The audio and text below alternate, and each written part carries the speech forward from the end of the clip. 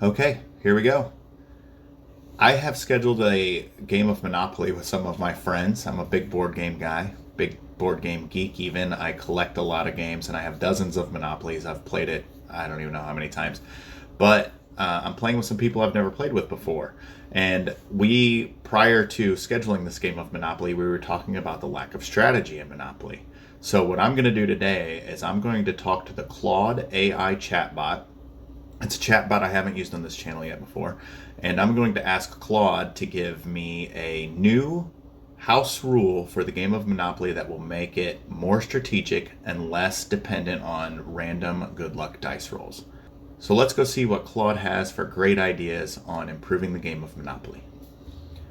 All right, so the question that I asked Claude was, can you come up with a house rule for the board game Monopoly that will enhance the strategy? Claude gave me 3 house rules. The first one is the free parking jackpot, which if you've ever played Monopoly, you have likely played with that rule, even though it's not actually written into the rules. In the real rules of Monopoly, you're only supposed to have nothing happen on free parking, but a lot of people pay their taxes into the free parking jackpot, or they start with a $500 bill there. So that's not a creative, and it's not strategic at all. It still depends on the luck of landing on free parking. Another thing it did is it said auction the properties.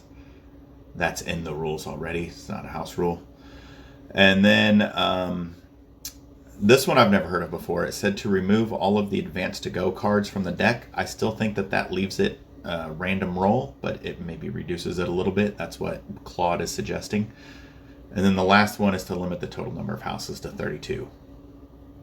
No, not strategic enough. I need more strategy, so I'm going to ask it follow-up question to improve the strategy.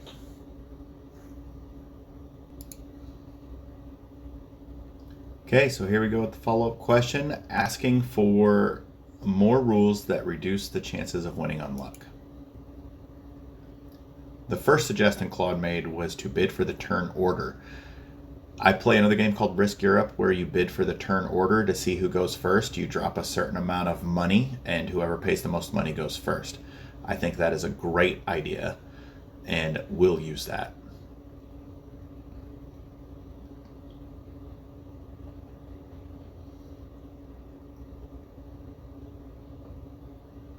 Another suggestion Claude made was to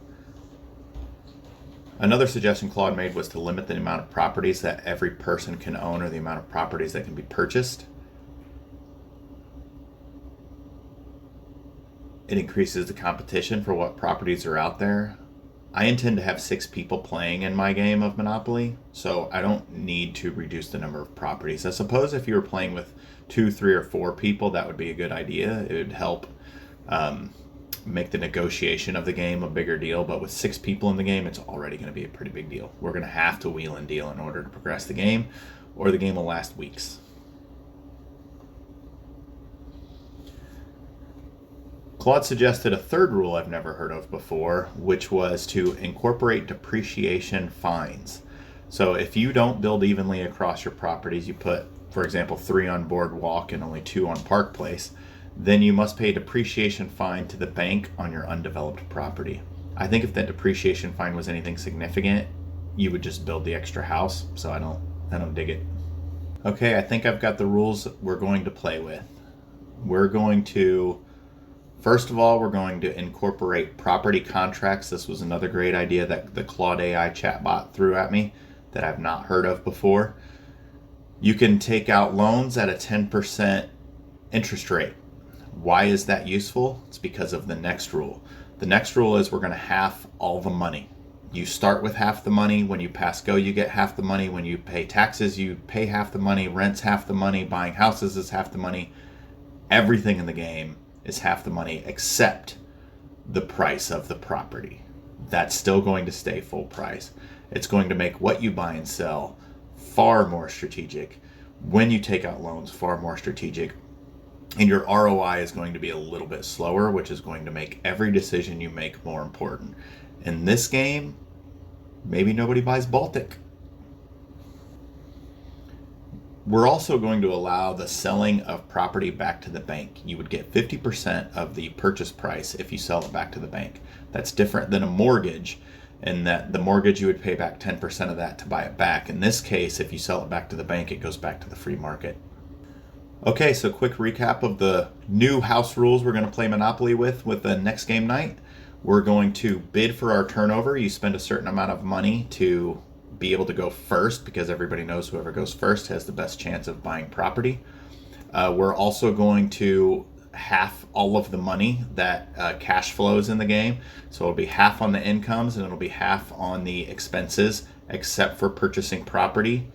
And we're going to allow loans with a 10% interest. And we're going to allow people to sell their properties back to the bank for 50% of the value, separate from mortgaging. That's it.